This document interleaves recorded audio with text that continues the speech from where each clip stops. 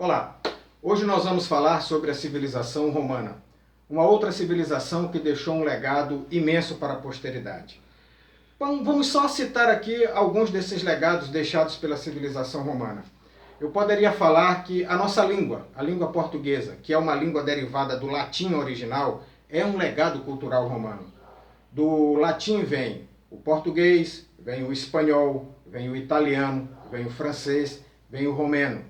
Um outro legado cultural que nós vamos ver deixado pela civilização romana seria o cristianismo. O cristianismo surgido e difundido a partir da Palestina, que no momento estava sob o domínio do Império Romano. Um outro legado do Império Romano que nós iremos encontrar aqui na posteridade será a religião católica, a religião cristã, melhor dizendo. O cristianismo de religião perseguida passou a religião oficial do Estado. Tudo isso sob o controle de Roma. E o que para alguns estudiosos é o maior de todos os legados é o direito romano. O direito romano tão admirado pelas democracias modernas, ainda hoje constitui uma base fundamental para essa ciência, a ciência do direito. Muito bem, a história de Roma ela se divide em três fases: monarquia, república e império. Hoje nós iremos tratar aqui da monarquia e iremos tratar da república. Na nossa próxima aula nós iremos tratar da fase imperial e decadência da civilização romana.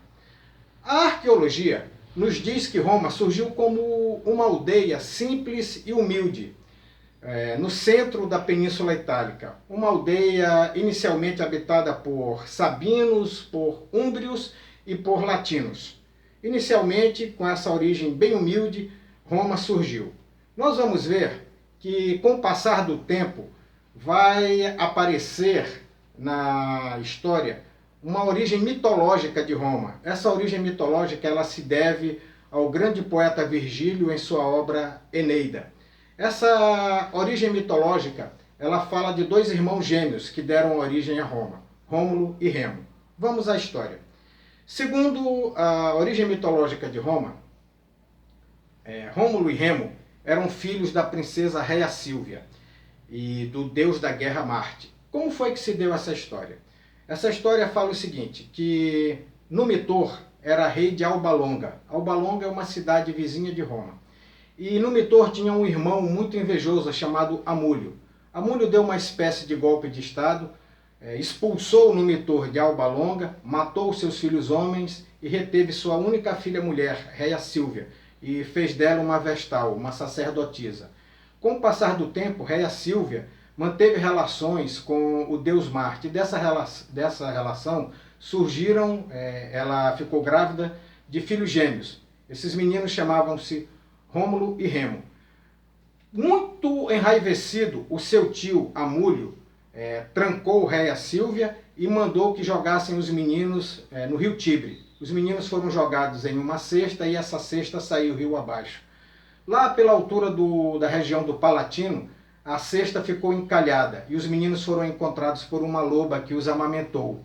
Com o passar do tempo, essas crianças foram encontradas por um casal de pastores que os adotaram. Os meninos cresceram, souberam da sua origem, mataram o seu tio-avô Amulho, o invejoso, colocaram o seu avô Numitor no poder e decidiram criar uma cidade. A cidade, no caso, Roma, no Monte Palatino. Lá teve um desentendimento entre os dois irmãos e Rômulo matou Remo e se tornou assim o primeiro rei de Roma. Então essa é a história mitológica, a origem mitológica de Roma, que durante muito tempo passou a fazer parte do imaginário das pessoas que queriam entender, que queriam compreender como uma civilização que começou de forma tão humilde e tão pequena, acabou se tornando o maior império de todos os tempos na história mundial. Muito bem, eu quero abordar aqui com vocês os aspectos econômicos e sociais da monarquia. O aspecto econômico da monarquia. A monarquia, durante o sistema monárquico, a economia de Roma ela era basicamente agrícola. Do ponto de vista social, Roma estava dividido da seguinte forma. Imaginem uma pirâmide.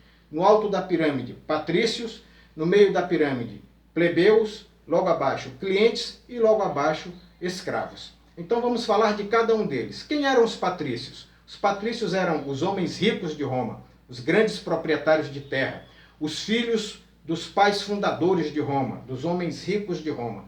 Logo abaixo nós vamos ter os plebeus, que eram os homens pobres, as pessoas pobres nascidas em Roma, mas que não tinham terras e nem tinham direitos políticos. Os patrícios tinham terras e tinham direitos políticos. Aliás, todos os direitos políticos.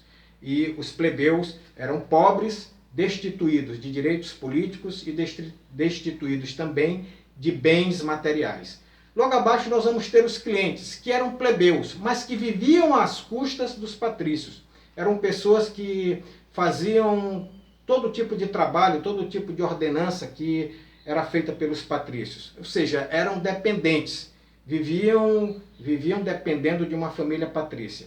E logo abaixo nós teremos os escravos. Os escravos compunham a mais baixa estratificação social dentro da monarquia. E a escravidão, ela se dava de duas formas. Não era uma escravidão baseada na cor da pele, mas era uma escravidão que se dividia de duas formas. Uma, a escravidão a que era destinada os povos vencidos em guerra e os romanos que não tinham condições de honrar com seus compromissos, que não podiam pagar suas dívidas. Então existia a escravidão por guerra e a escravidão por dívida durante a monarquia.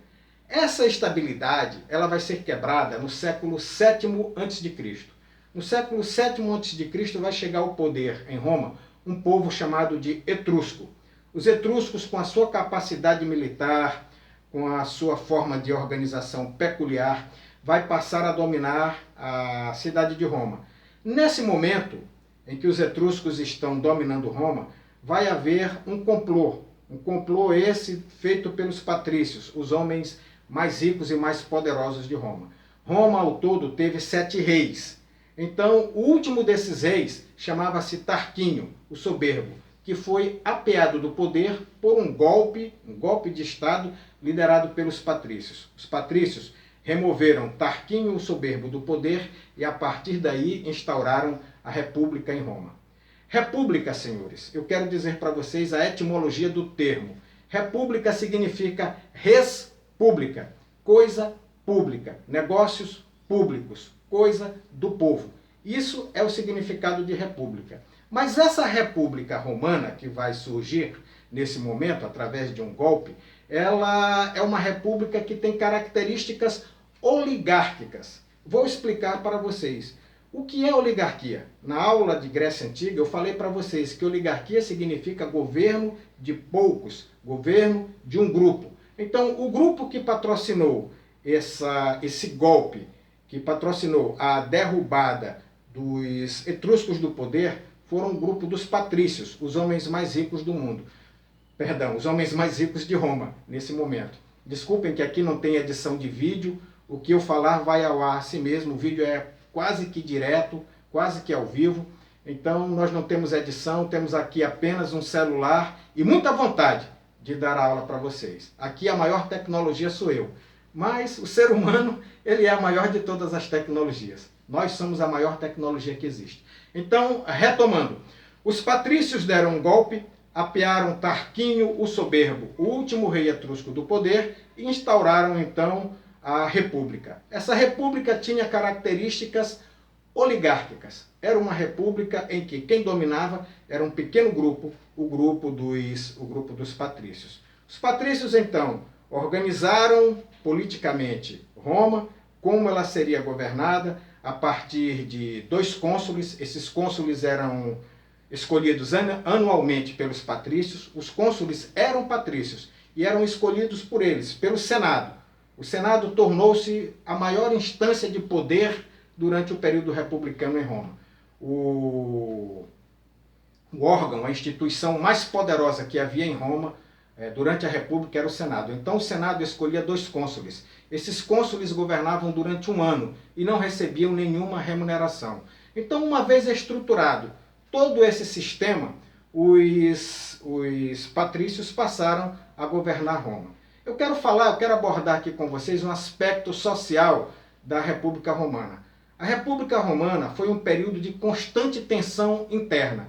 Continuava aquela divisão entre patrícios, plebeus clientes e escravos. Mas agora nós vamos ver um aumento do número de escravos, um aumento significativo. Então havia uma tensão muito grande, os patrícios exploravam os plebeus, e os plebeus começaram então a fazer as suas reivindicações, já que estávamos vivendo um período em que as tensões sociais elas eram muito altas, e os plebeus buscavam aliviar de toda forma essa pressão social que tinha sobre eles por parte da classe patrícia. Então os plebeus se revoltaram muitíssimo contra os romanos e contra os patrícios, e começaram a fazer as suas reivindicações. A primeira dessas reivindicações dos plebeus se deu da seguinte forma: cansados de não terem direitos, cansados da exploração, os plebeus resolveram se retirar para o Monte Sagrado, no ano de 494 a.C. Eles disseram: já que nós não temos direito, já que nós somos punidos e somos oprimidos, vocês, os ricos, agora irão fazer os serviços que nós fazemos. Vocês vão varrer rua, vocês vão construir prédios públicos, vocês vão catar o lixo, nós vamos embora e vamos fazer uma nova cidade para a gente. E se retiraram para uma das colinas, chamada Monte Sagrado. Então, diante dessa recusa, dessa tensão social, dessa guerra de classes que havia entre patrícios e plebeus, os patrícios resolveram ceder e os plebeus tiveram seus primeiros ganhos. Podemos dizer que um dos ganhos dos plebeus foram a publicação das primeiras compilações de leis romanas, a chamada Leis das 12 Tábuas, as primeiras leis escritas de Roma.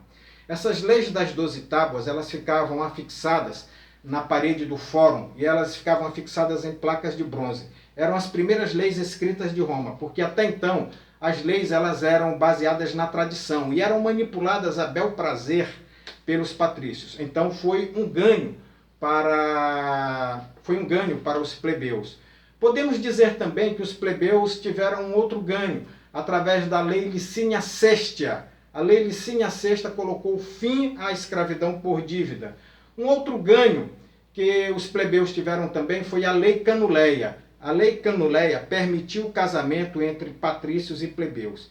Importante dizer que com a República, Roma vai passar a se expandir e uma nova categoria de homens irá surgir, a categoria dos homens novos, que eram comerciantes que enriqueceram bastante. Então essas pessoas queriam unir o útil ao agradável, queriam unir agora o dinheiro que elas possuíam juntamente com o poder político. Então, de certa forma, essa pressão dos plebeus em cima dos patrícios acabou gerando algum resultado, mas de maneira nenhuma pôs fim às enormes tensões que aconteciam na República Romana. Então nós vamos ver a partir desse momento também da República uma expansão que começa a acontecer no território romano. O primeiro lugar por onde eles começaram a se expandir foi pela Península Itálica, e essa expansão se deu de formas variadas, através de acordos, através de flexibilização e ora através de guerra aberta. Esse expansionismo de Roma acabou se chocando com uma outra cidade-estado muito importante localizada no norte da África, chamada Cartago. Nesse momento, Roma estava se expandindo pelo mar Mediterrâneo e Cartago também. Então, o caminho lógico que acabou foi uma guerra entre Roma e Cartago. Na verdade, 3 guerras, chamadas de guerras púnicas, que duraram 100 anos. Depois dessas guerras púnicas, Roma vence Cartago e aí Roma se expande de forma imensurável por toda a bacia do Mediterrâneo e consegue anexar vários territórios, várias províncias e conhece um crescimento fantástico. Roma passa a ser a capital de um grande império e o Senado passa a administrar novas províncias. Os conflitos que já existiam em Roma vão aumentar. Com o afluxo de riquezas entrando na cidade de Roma e a distribuição totalmente desigual dessa riqueza, nós vamos ver um aumento exponencial nas tensões que já existiam em Roma. Esse aumento exponencial ele vai se dar a princípio da seguinte forma: com esse afluxo de bens e de riquezas entrando em Roma, os produtos agrícolas passam a ser muito depreciados dentro do território romano. os pequenos proprietários, não tendo como sobreviver, não tendo como competir com os grandes, são forçados a vender as suas pequenas propriedades e migrarem para a cidade. Chegando na cidade, é aquela realidade, sem emprego, sem condições de vida. Muitos vão virar mão de obra barata, já que a partir desse momento a grande força de trabalho em Roma vai ser a força de trabalho escrava, porque nesse momento estão chegando vários escravos, quase que diariamente, das províncias que são derrotadas, que são vencidas, dos países vencidos. Vários escravos estão chegando em Roma. Então, o trabalho assalariado vai ficar terrivelmente depreciado. Então, essa pessoa que saiu do campo para a cidade, ela não tem alternativa, vai se transformar numa mão de obra extremamente barata, ou então vai virar mesmo marginal e vagabundo. Então, as tensões começam a crescer de forma exponencial. Cada vez mais tenso, vai surgir então uma tentativa de minorar esse problema. Essa tentativa ela vem com com uma proposta de reforma agrária feita pelo tribuno da plebe, chamado Tibério Graco. Eram dois tribunos da plebe, dois irmãos, Tibério e Caio Graco. Então eles vão propor uma reforma agrária. Essa reforma agrária ela é rejeitada pelos patrícios. Reforma agrária significa uma redistribuição racional, ou menos desigual, ou mais equitativa das terras. Mas os patrícios não aceitaram. De maneira nenhuma eles aceitaram. Mataram Tibério Graco. Anos depois, o seu irmão, Caio Graco, ele vai ressuscitar essa ideia de Tibério, porque as tensões só aumentavam. Mas o Senado cerca Caio Graco, e Caio Graco se vê numa situação em que ele é obrigado a pedir a um escravo que o mate, porque os senadores estavam a ponto de matá-lo. Nesse momento, as coisas só vão ficando mais graves. As dores de parto começam a piorar. A república começa a gemer. A ganância é muito grande. Vai começar a haver guerra civil em Roma. Nesse momento, dois generais vão se destacar. O general Mário e o general Sila. Mário, por essência, era um reformador. Ele era um homem novo. Era uma dessas pessoas que enriqueceu durante a república fazendo comércio. E era um militar. Mário tinha uma visão. Ele modificou o exército romano, passou a alistar pessoas que não tinham nenhum bem no exército romano. Muitas dessas pessoas eram aqueles camponeses que tinham saído de suas terras e tinham ido para a cidade. Então Mário passou a alistar essas pessoas, passou a pagar um soldo para os soldados, passou também a deixar como legado para o soldado que tinha 25 anos de serviço cumprido no exército romano, a possibilidade de adquirir um lote de terra. Então isso acabou fazendo com que os soldados tivessem mais lealdade aos generais do que ao Senado romano. E aí nós vamos ter uma guerra civil entre esses dois generais. Mário, que era um reformador, e Sila, que era mais ligado à aristocracia.